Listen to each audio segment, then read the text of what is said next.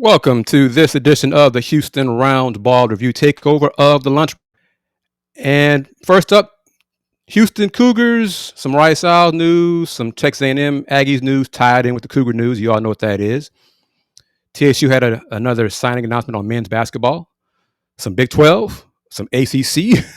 so a lot to try to get into in this 55 minutes up to the top of the hour. So let's see if we can get into it. Feel free to give me your comments on YouTube as you're watching the show live on the Houston Roundball Review YouTube channel. As Coogs fans know, as fans of the NBA draft know, this news is not a surprise, but it's good nonetheless. Milos Uzan withdrew his name from the draft, did that Tuesday morning, announced it very early. Well, it became announced 7:30 on Tuesday. So that's good news for the Cougs. You can decide if that means the Cougs will be the preseason number one team in the rankings, which I don't care about at all. But that's good for marketing purposes. But your thoughts on that, some more about Los' decision. Tuesday morning, of course, Milos withdrew his name from the 25 NBA draft and will return to the Cougs to compete during the 25-26 season. Los will compete as a senior with one final season of eligibility remaining. He finished third on the team with 11.4 points per game and led the Cougs, and ranked eighth in the Big 12 with 4.4 assists per game. With a 2.98 assist turnover ratio, the Las Vegas native led Houston and stood third in the league while ranking 11th nationally with that total. So let me know your thoughts on that, what that means for the Cougs in your opinion, what it means for Los, what it means. And thank you to the queen of support of the Houston Roundball Review for adding to the discussion and watching the show and participating as always. She's a dedicated supporter and much love I have for her. Thank you as always, Miss Wanda. Got a lot to discuss. I think you might find some of it interesting. Rex32, another dedicated supporter of the Roundball Review. Thank you as well, Rex. Rex believes the final piece of the puzzle is now in place for the Cougs. Hopefully, you are correct, Rex. Hopefully, this means the Cougs will get that sixth straight win to end the season for college basketball. It's not where you start, it's where you finish. They fell one win short this past season, 3 points short this past season. I think Los coming back was good for him. It's good for the team. And I'm going to go ahead and bounce to it because Los's return ties in with this decision. Pop Isaacs went to A&M. Let me get it right here. There we go. The first press release. New Aggies head coach Bucky McMillan continued to build the Aggies roster with the addition of former Texas Tech and Creighton standout Pop Isaacs on Tuesday. Technically, Pop Isaacs, it was announced that Pop signed with Houston a few weeks ago. So technically, he's former Texas Tech, former Creighton, former Houston. But Pop, 6'2", averaged over 14 points over 67 games in the 3 seasons with the Raiders and Blue Jays. For his career, Las Vegas native, notice that. Pop and Los, both from Las Vegas. They both have the same sports agency representing them. Pop has scored a total of 953 points and dished out 216 assists while hitting 36.2% of his field goal attempts, including 33.4% from beyond the arc. So not a great shooter. He's a scorer. He's converted at an 85.2% clip from the free throw line. Isaacs has 14 games with 20 or more points, including a career-high 32 versus BYU in 2024. Isaacs' 2024-25 campaign was cut short due to injury and surgery, his second surgery, but he was averaging career highs of 16.3 points per game, 4.8 rebounds per game, and 3.9 assists per game before his season ended after 8 games for the Blue Jays.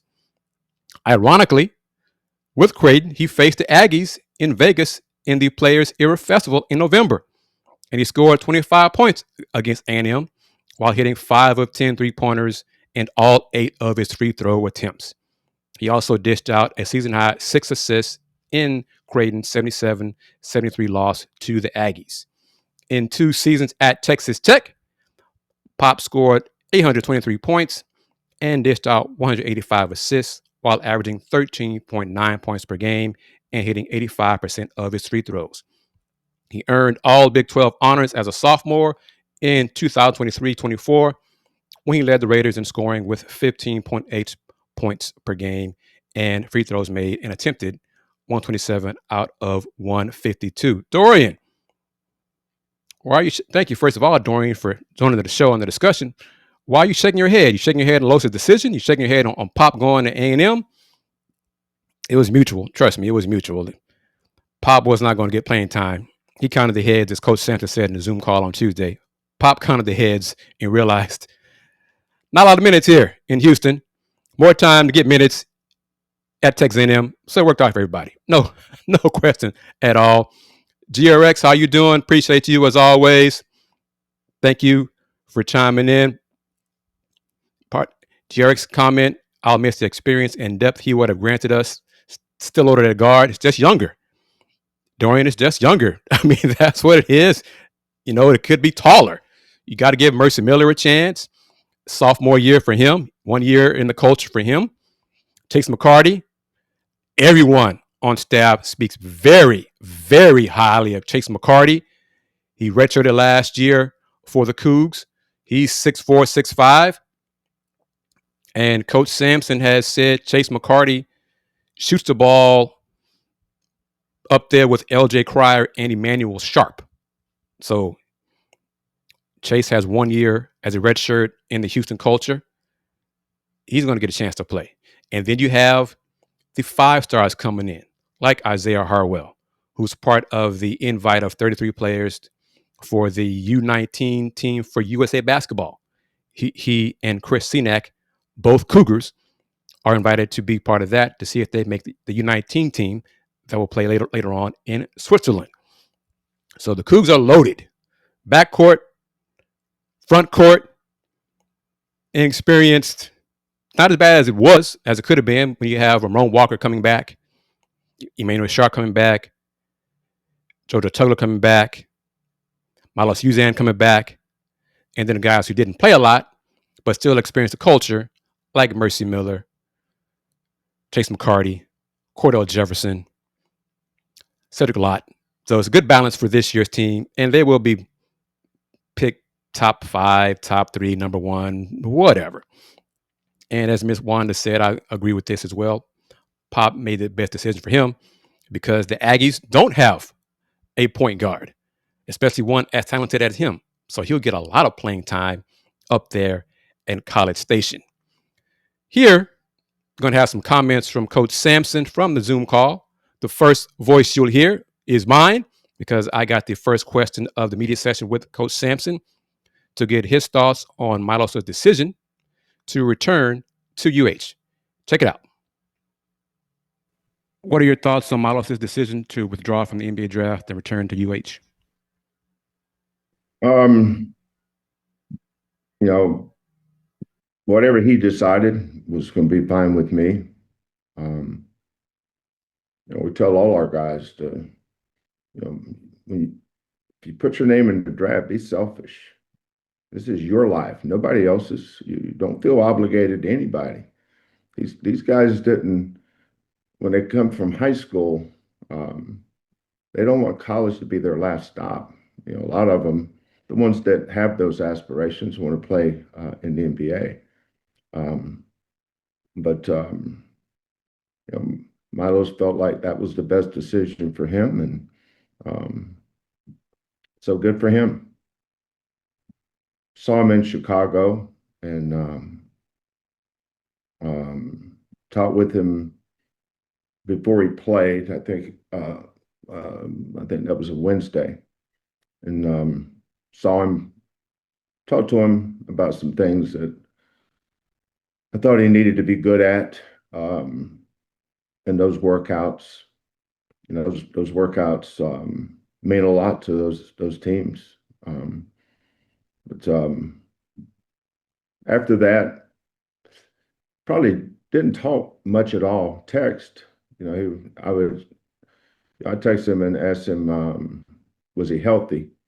He sprained his thumb in one of the workouts. It was bothering him, but I think he called me.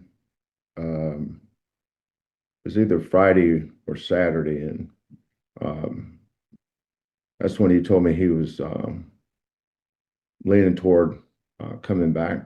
I said, just make sure, talk to your parents, talk to your agent. Um, if you feel like that's the best decision for you, then do it. If you feel like staying in the draft, and I think had he stayed in the draft, he would have got drafted. I talked to 3 or 4 teams that like Milos a lot, but usually when kids go into draft, like Quentin, Marcus, that have a chance to come back, they're all looking for feedback. What is the feedback? And if I'm not going to be drafted high enough, what is it I need to work on? And so he went through the process, got his feedback, and then made a decision. I think it's pretty simple. There you go. Comments from Houston head coach Kelvin Sampson on point guard Milos Uzan's decision to withdraw from the NBA draft and return to Houston. Your thoughts on it? Dorian believes that Dorian, you were referring to Houston will have to play different now. Tell me why you think that, or are you talking about the Aggies will have to play different now? Pop Isaac's kind of similar to Wade Taylor IV. Not great shooters, but when they get hot, they can get rolling and get it going. But Coogs, offensively, I don't really think so. The defense will be the constant. It's a must. It's mandatory. Defense, rebounding, low turnovers. Los will provide that. The question will be who will be the 5th starter, because I assume, I think everyone does. Starters will be Milos, Emmanuel Sharp, JoJo Tugler, Chris Senack. That's 4 of them. And then the question will be Isaiah Harwell. Will he earn that spot? Or will it be Mercy Miller? Will he earn that spot? Or will it be Chase McCarty? Will he earn that spot? So one of those 3 will probably be the 5th starter. Then that's 7 of your team right there. 7 guys right there are going to play. Big fella transfer from San Houston State's going to play. Back up big. That's 8. Ramon Walker's going to play. That's 9. So the team's going to be loaded, man. The team's going to be loaded. Oh, man. CA37, how are you? Thank you as well. Question from CA37. Will we see more scouts at Fertitta next year? Probably, but there still were a lot of scouts who came to the games. But many cases this past season, they were there to see the opponents. There are a lot of scouts in attendance. I think there'll be more scouts this coming season to see the Cougars, because the Cougars will have more NBA draft prospects, legit draft prospects on the 25-26 roster. But it's going to be a lot of competition. It's going to be a lot of fun. And Rex 32, I would like this, and that's where, as we touched on it in our Let's Rage Cougs show a few days ago, where we're going to try to lean on Fluff McKeever when he comes down to visit. As a former Coug, he'll be able to watch practice. As media, we only get to watch pretty much the end of practice when they're just shooting around, making free throws and stuff like that. So hopefully Fluff will get it a little bit more insight and be able to watch more of a practice session and give us feedback on what he saw during an episode of Let's Rage Cougs, which is another reason that if you're not doing so, subscribe to the Houston Roundball Review YouTube channel. Tell your friends about the Houston Roundball Review. Tell your friends about Let's Rage Cougs. It is the end of May, near the end of May. June is around the corner. Football, Big 12 football is around the corner after that. Media Day will be in July. The Houston Roundball Review Media Group, let me get it right here. Media Group will be at Big 12 Football Media Day. And so will Let's Rate Cougs will be at the Big 12 Football Media Day. So we'll have you covered with the football info. And speaking of football, let me see if I can do this kind of seamlessly, because I got a lot of stuff to get into here on this edition of the Houston Roundball Review Takeover. Let me see. Here we go. We got the news about Los. Roughly an hour ago. Well, let's see. Not even that. 45 minutes ago, Thursday morning, the Big 12, UH, and Rice and the American announced some football time, kickoff times. Pertaining to UH, give you thanks for Bobby as well. Shout out to Bobby. Thank you for joining the show, spending your lunchtime with the family here on the Houston Roundball Review Takeover, powered by JM&E, streaming live on the Houston Roundball Review YouTube channel. When will Coach Sampson release the schedule to the public? Last year, the entire schedule was probably as late as July or August, because they're waiting on the Players Era Festival to finalize their schedule. And let me say that I'm going to put this on the big screen and spread the word. Bobby, Rex, CA37, Dorian, I'm not sure if you're a UH alum or supporter. I know you're a supporter of the Roundball Review, and thank you for that. I know a few of the details about the schedule. Okay? I've been asked not to divulge some of those details, but we mentioned it. I was smiling on Let's Rage Coogs a few days ago when we discussed it about Coach Sampson during the Zoom call, teased about an opponent in the Northeast. And Fluff McKeever said UConn. And I smiled. And smiled a lot. It's not UConn. The opponent for the game in the Northeast is not UConn. Still a prominent, very prominent program, but it is not UConn. And based on more breadcrumbs that have been tossed my way, got an idea of the date for the game in the Northeast. It's not certain if the matchup will be part of a double hitter, like a classic, or it would be a standalone.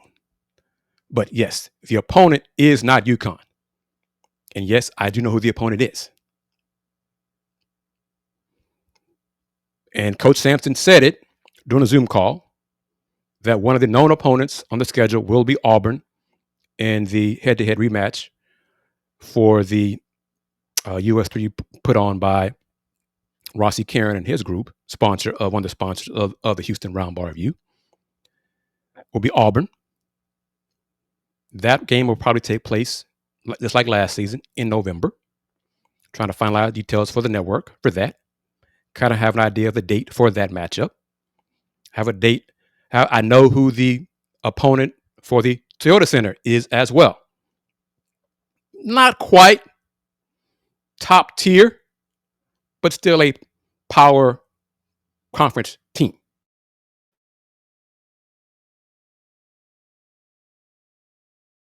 Put it out there. I'll put it out there. But yes, I know more breadcrumbs about the schedule, but it's been asked to not say so. Okay? So trust me like that. Oh, it's going to be an exciting matchup. Oh, yes. You're going to enjoy the matchup. And like I said, elite program. Elite program. The Toyota Center opponent is not elite, but also a power program. But trust me, oh yes, it's a nice schedule. Got a good balance between neutral site games and, of course, the matchups in Las Vegas at the Players Era Festival. I know I will confirm or back up what Joseph Duarte colleague said about, he wrote about it, I think yesterday, Wednesday, about Tennessee, probably one of the teams Houston plays in Vegas. I can say that's accurate. I know another opponent as well. I'm kind of surprised by this other opponent. But with the Players Era Festival, I mean, it's the second year of the event. There's still so much unknown about them and who knows. But just stay tuned to the Houston Roundball Review YouTube channel, and I'll provide you more details. But yes, I do know who the Northeast opponent is. I have an idea of the date. The venue's kind of not finalized yet. That's really why not much more has been announced about it. Have an idea of where it could be, but just keep it tuned here. But spread the word. Yes, Kris Gardner here, Houston Roundball Review Media Group, does know. All right, just putting it out there. So just letting you know. Yes, I do know, and I'm respecting my sources to say just hold off. And I'm not even concerned with folks who say, "Oh, you're just saying it once it's announced, and I don't get a chance to say it on the show until whatever," or you're just saying it, blah blah blah blah. No, I know. All right, I've been doing it 30 plus years. People trust me. I've earned that respect and that trust. Don't get it twisted. And here we go. Here, C837 sounds like coach feels like his team is ready for early tough matchups. Yes. I mean, it's similar to last season with the Players Era Festival, and the Cougs started off 4-3, and the sky was falling, and everybody's panicking, and the Cougs don't have a Q1 win, and one bracketologist had the Cougs like in the 10th seed in November or whatever. I mean, give me a break. Okay, but back to the news about Houston, because then I'm going to get into some news about the Big 12 conference schedule.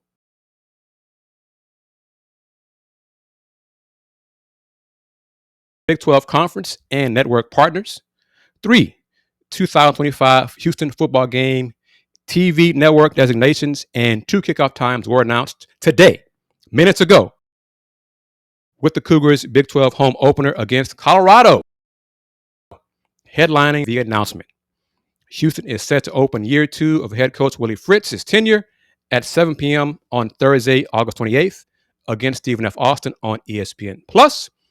Inside TDECU Stadium, Houston's Big 12 opener against Colorado, slated for Friday, September 12th, will kick off at 6:30 p.m. Central Time.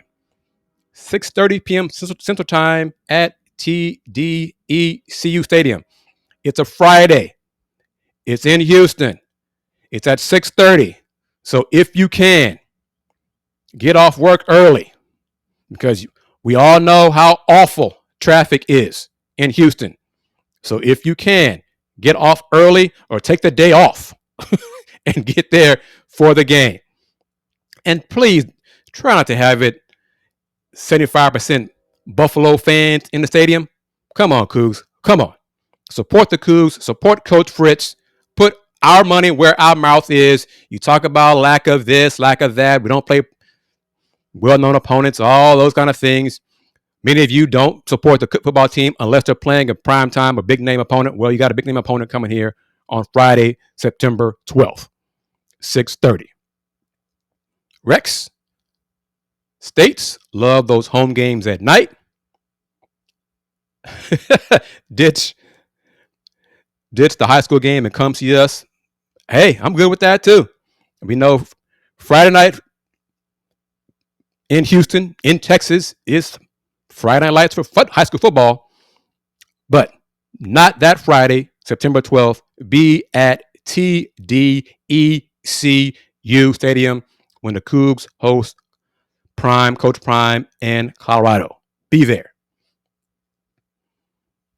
Houston and Colorado also met, ironically, September 12th, years ago, for the first time. Houston will meet on September 12th for the first time since 1971, when the number 8 Buffaloes beat the 15 Cougars way back when in the Blue Bonnet Bowl. Woo, long time ago. December 31st in 71 in the Astrodome. The Cougars' third Friday matchup of the year at UCF on November 7th will air on FS1, with the kick time released closer to game week. The Cougars had previously announced their kick time and network designation for their non-conference game at Oregon State, set to be played on Friday, September 26th at 9:30 p.m. Central Time on ESPN in Corvallis, Oregon. So that's some tidbit about them, some UH football news. And now, some comments. Let me turn back here briefly. Going to hear some comments from Brian Thornton, Vice President, Big 12 Vice President of Men's Basketball, from Wednesday's spring meeting session where Coach Sampson, Coach Bill Self, Coach Mark Campbell from TCU Women's Basketball, Coach Brandon Snyder from Kansas Women's Basketball spoke to the media in person and via Zoom. And I'll have comments about that situation momentarily, about how the Big 12 is still dropping the ball regarding exposure and content. But you're going to hear from Brian Thornton discussing non-conference scheduling and the importance of it, and some tidbit of information about the schedule matrix for Big 12 men's basketball. And then I'm going to play a slide about the ACC announcing their matrix yesterday for men's hoops. And I'm wondering if the Big 12 would do something similar. So all that and more here on this edition of the Houston Roundball Review Takeover. First, comments from Brian Thornton, Big 12 VP men's basketball. Scheduling is more important than ever before. We spent considerable time today talking about the importance of it. We talked about how successful this league has been from a basketball standpoint. It's something that we do, and we've been the very best over the course of the last 10 years. So in order to stay on that path, and Coach Sampson mentioned the SEC as an example and getting 14 teams in, we want to maximize bids. We want to maximize seeds. And non-conference scheduling is a huge component of that. We're moving from 20 conference games to 18 conference games. And so we spent considerable time talking about the importance of replacing those games with quality games that allows our conference to continue to thrive.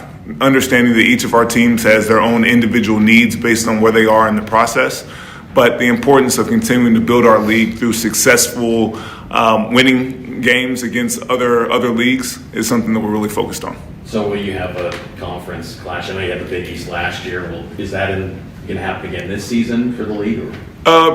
We do not have a quote-unquote, challenge like that on the books. But what we do is we have relationships with many of the other conferences around the country that we're continuing to work with. We work with all of our institutions on opportunities that may exist from a non-conference standpoint.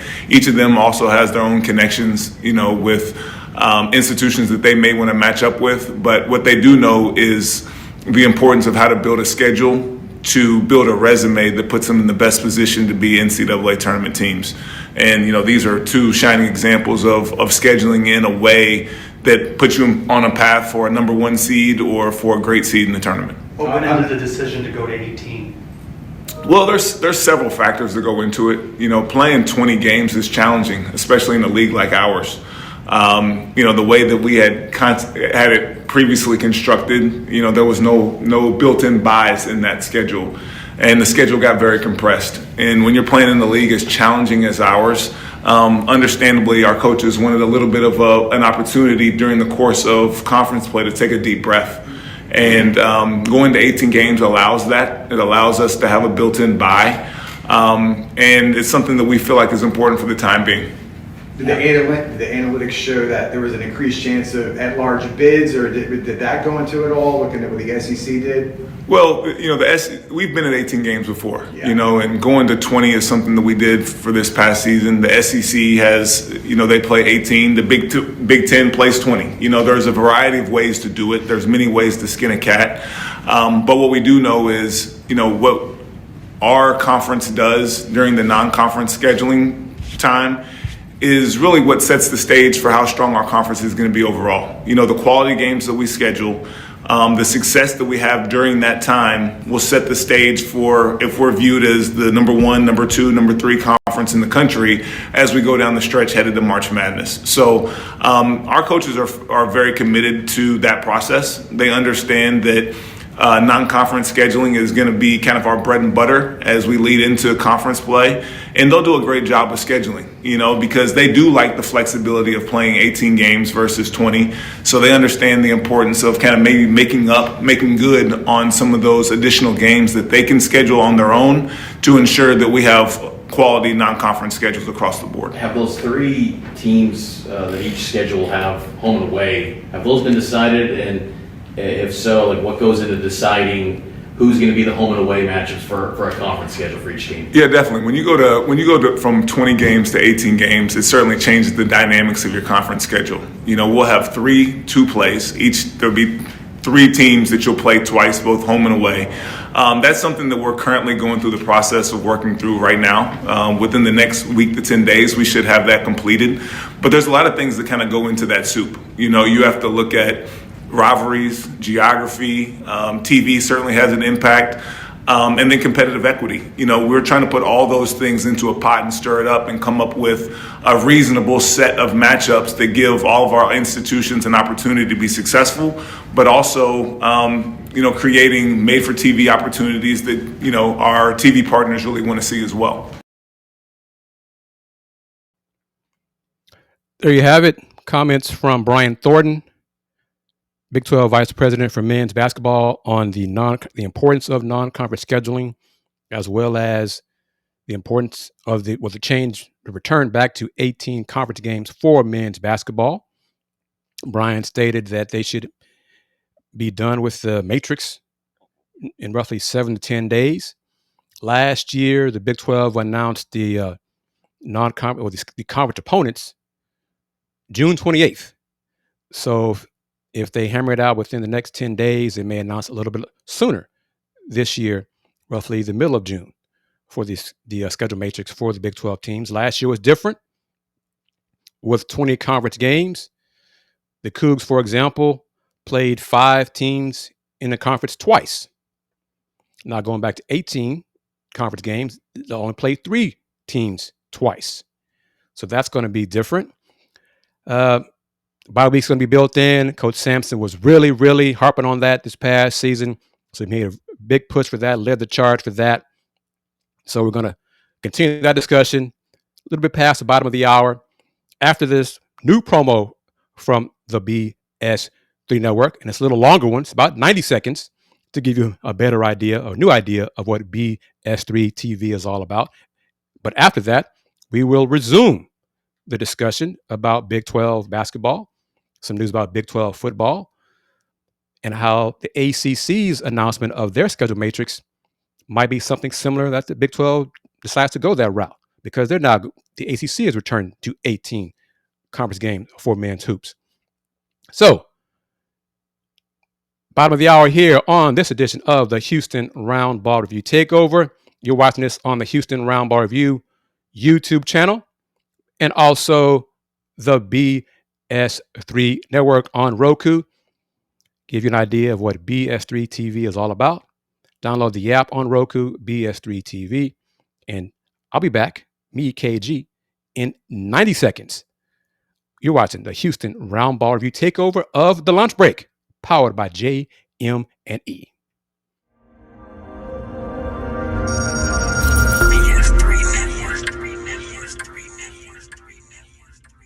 BS3 Network, changing the way you watch TV.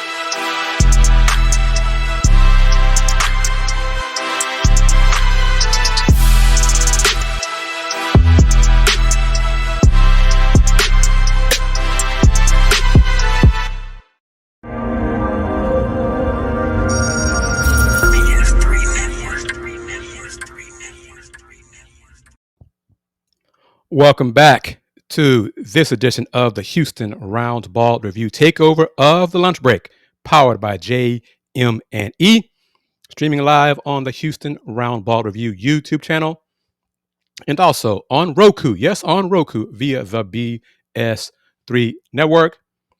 First segment of the show discussed Milos Uzan's return to the Coogs.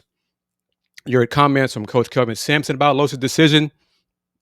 In the last few minutes before the break, you heard comments from Brian Thornton, Big 12 Vice President of Men's Basketball, about the importance of non-conference scheduling for the men's teams. And also, with the change back to 18 games for conference play for men's Big 12 men's hoops, the announcement that teams, the Cougs, for example, will play 3 teams twice in Big 12 play and the other members once. So you'll have a home and away with just 3 teams, and then you'll face some teams at home 6 times and then other 6 teams on the road. So it'd be a question of how to balance it out. But the ACC announced Wednesday their matrix for men's basketball. And I'm curious if this would be something that the Big 12 does as well. So the ACC announced the matchups of the league's 18-game men's schedule. I'm not going to go into all of that. For the 25-26 season, the ACC has had 20-game conference schedules since the 2019-20 season and last played 18-game league schedules from the 2012-13 season through 2018-19. The 18-game schedule features teams starting league play in late December and ending on the first Saturday of March. Each team will play one primary partner, both home and away, as well as one variable partner, home and away. The variable partner will be determined each season. Teams will play one game home or away against 14 of the remaining 15 teams annually. So my thinking is the part about each team will play one primary partner, both home and away. In the ACC, the best example and obvious example for primary partner is Duke, North Carolina. So they'll be each other's primary partner.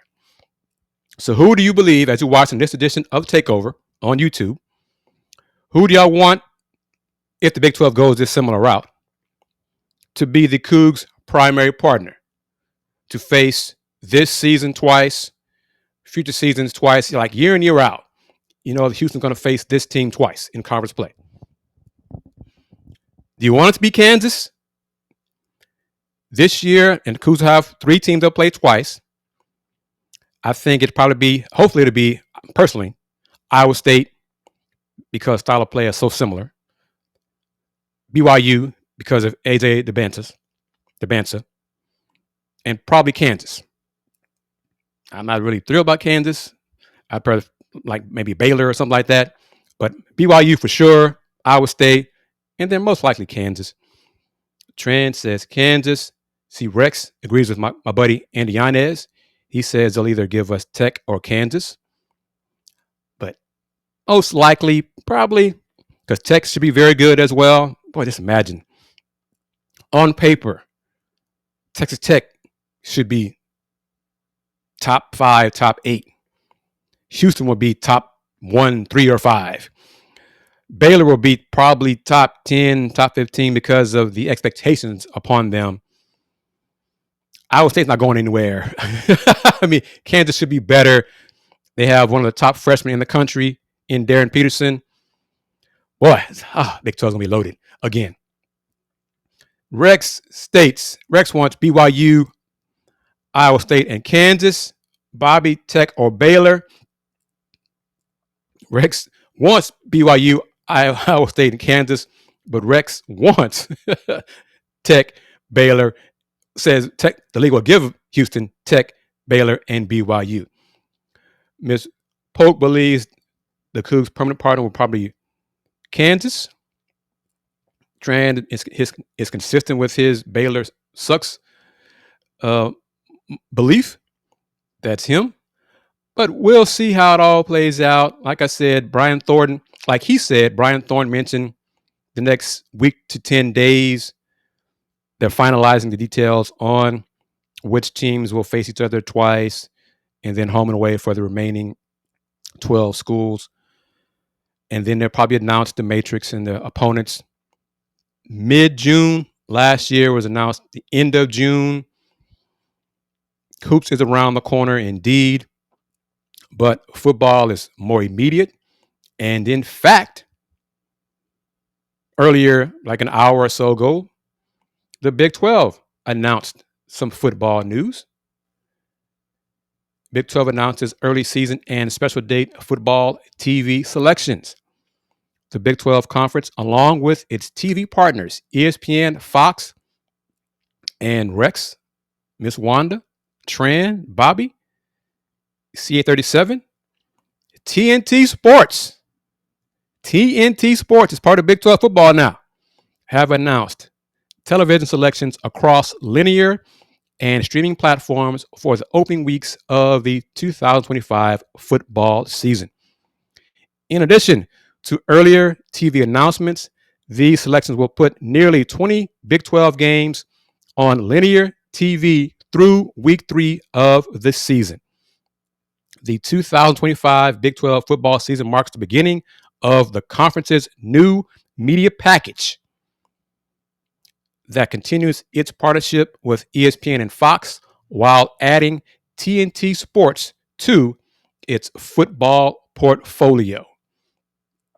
TNT Sports will now televise an exclusive slate of Big 12 football games starting this fall, following an agreement between Warner Brothers Discovery and ESPN last November. And so, Rex, that should answer your question. I believe so. Part of the agreement. These football games are going, or the games that would have been played, some of the games that would have been played, shown on ESPN Plus. They're not going to be on TNT Sports. Week 0 features a pair of Big 12 games on Saturday, August 23rd. Iowa State and Kansas State will play a conference game in Ireland at 11 o'clock Central on ESPN. It's the first Big 12's first ever international competition. The first Saturday of the season will also see Kansas host Fresno State at 5:30 p.m. Central Time on Fox in the first game of the newly renovated David Booth Kansas Memorial Stadium. The television schedule announcement also includes a number of other matchups between conference foes, beginning with a pair of Friday games in week 3. Colorado travels to Houston on Friday, September 3rd, as I stated minutes ago, for a 6:30 p.m. kickoff on ESPN. Arizona and Kansas State will meet in Tucson at 6 p.m. Mountain Time on Fox in a non-conference game to fulfill pre-existing scheduling agreements established before the Big 12 expanded to 16 members. The Big 12 season will culminate with the 2025 Big 12 Football Championship at AT&T Stadium in Arlington, Texas at 11 a.m. Central Time on Saturday, December 6th. I just noticed this. Y'all, help me out here. I made no changes to that slide right there. It states the 2025 Big 12 Football Championship. It doesn't state a sponsor. Prior years, the Big 12 Football Championship announcement, didn't they always have a sponsor before it? Like the Big 12 Basketball Championship had a sponsor mentioned before to go along with it. Am I wrong on that? Am I misremembering that? I wonder if that's a little breadcrumb right there, if there's going to be a new sponsor for the 2025 Big 12 Football Championship. Time what? See, yeah, Tran typed it because I didn't want to say it because they're not paying me. They can. If they want to pay me, be sponsored, please do. I'm open. I'm this. More and more. Me and Andy, Dayon, Fluff, we're going to start saying this more and more. We are open for business. Indeed, we, the Houston Roundball Review Media Group, and let me put myself on the big screen. Open for business. And speaking of business, if you want to advertise on this show, advertise on Let's Rage Coogs, advertise on the Houston Roundball Review website, email me, advertise@thehrr.com, and we can make it work. We will work with you. Like I stated, the Houston Roundball Review Media Group will be at the Big 12 Football Media Day, making plans to be at the Big 12 Basketball Media Day in October, and hopefully, finally, be able to attend and cover the Big 12 Basketball Championships next March, including the Women's Championship. I love to do both, men and women. How many outlets will say that who want to cover both women's and men's Big 12 championships? I want to do both. So email me at advertise@thehrr.com. This year's media day for Big 12 is going to be in Texas. Again, it's going to be in Frisco at the Star. And basketball, of course, media day will be once again in Kansas City at T-Mobile Center. But yes, again, Big 12, open for business. The Houston Roundball Review, open for business. Email me, advertise@thehrr.com. All right. Final moments, trying to squeeze this in because this is some surprising news, and I think it's big news. Rice Owls announced Wednesday that it will partner with Independent Sports and Entertainment to identify a potential naming rights partner for Rice Stadium, the iconic home of Rice football and countless other major sporting and entertainment events over the past 8 decades. Naming rights for Rice Stadium. How about that? And finally joining the 21st century. Quote from Rice VP and Director of Athletics, Tommy McClellan. We are excited to work with ISE as we seek a naming rights partner for Rice Stadium. It is more important than ever that we continue to be creative and open-minded as we explore new ways to invest in our student assets, he said athletes, and ensure that we are providing them with a best-in-class experience, end quote. Correct. Hopefully, I'm assuming that they won't get Space City Financial Stadium because that will be for the Coogs. I'm wondering what the delay is on that for TDECU Stadium. But in addition to announcing that they are working with ISC for naming rights, Rice/The American announced some times for football this coming season. Rice Owls head football coach Scott Abel will make his Rice Stadium debut under the lights on September 6th when the Owls face Houston at 6 p.m. on ESPN+. The American Athletic Conference has announced, they announced them this morning, 11:30, has announced kickoff times and TV designations for the first 3 weeks of the 2025 football season, in addition to primetime games on ESPN networks on Thursday, today. Abel and the Owls make their Rice debut on the road on ESPN Plus at Louisiana at 7 p.m. on August 30th, before returning home to open the 7-game home schedule with the 47th meeting overall between the crosstown rivals and the 44th to determine possession of the Bayou Bucket Trophy. Rice won the last meeting in the series at Rice Stadium. As Coug fans know, it was one of the final nails in that other guy's coaching coffin. A 43-41 double overtime thriller in 2022. Abel and the Owls will be back in action at Rice Stadium the following Saturday when they host Prairie View A&M at 6 p.m. and then make their ESPN primetime debut 5 days later when the Owls meet Charlotte on Thursday, September 18th at 6 p.m.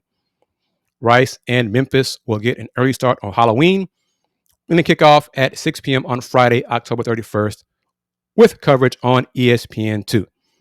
The game with the Tigers is one of the AAC's 5 Friday night primetime games on the schedule. As Miss Wanda states there, it's inevitable. No more Rice Stadium. They got to find someone to give them enough money to get the naming rights. But sign of the times, Rex, this is for sure. Got to hold on to the bucket this time for sure, and they should. They should. Rice with a new coach, new system. Should be a transition year for Rice football. So definitely, Coach Fritz needs to beat Rice for sure this year. But final moments, I want to get back to the Big 12 and the spring meetings taking place in Florida. Tran, you know it. Rex, you know it. Miss Wanda, you know this. Bobby knows this. CA37. The Big 12 does not have its own linear network like the other three power conferences. That's why it's important for TNT Sports / Warner Brothers Discovery to be a new partner for football, and will be some men's basketball as well this season and going forward for games. But regarding content, spring meetings, the SEC Network, I believe they had content from their spring meetings on TV. I think the Big Ten did as well. ACC as well.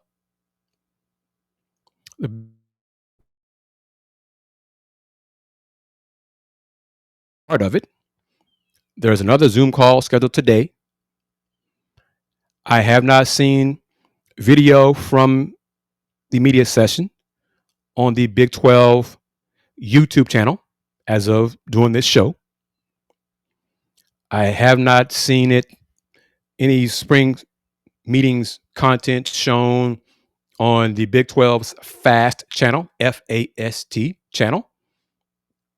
I don't believe there's been any content. I'm not sure of this part, if there's any content that has been heard on the Big 12's tune-in station. So what are we doing here, Big 12? All of us know you do not have a linear network for your content, for your press conferences, things of that sort. But in 2025, the technology exists for you to showcase your content on digital platforms. You have ESPN Plus. Heck, remember, wasn't it last year when the Big 12, March or February, when the Big 12 announced the football matchups? I was on TV. Surprisingly, could have been done better, but at least it was a start. Utilize what you have. Take advantage of what you have. Give fans, those football fans who are diehard supporters of their favorite school in the Big 12, give them info, give them content, let them hear, let them see their favorite coach talking, answering questions about revenue sharing or non-conference games or on and on. They have to do a better job. I'm not going to spill the beans, but I know of a colleague who met with the Big 12, and part of the discussion was providing more content digitally, more content on different platforms, streaming platforms. So hopefully that takes off. But they got to partner with CBS, Fox Sports, Paramount Plus, etc. Take advantage of your relationships with your partners to provide the content. Partner with the schools, the media outlets that are beat writers for their schools to showcase the content, the talent. Partner with Let's Rage Coogs. Partner with Go Coogs. Partner with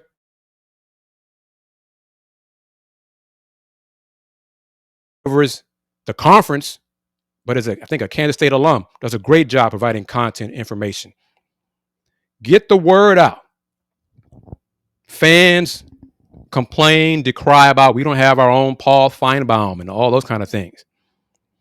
There are legit, qualified, credentialed outlets that the Big 12 should work with to get the word out more about the Big 12, about the Big 12 schools, about the Big 12's content, about the Big 12's news, information. Work with us. Not just me. Doesn't have to be me. But when you have a chance to get the word out about your spring meetings and you don't showcase it on your FAST channel, you don't showcase it on YouTube, I haven't seen it on ESPN Plus, that's a fail.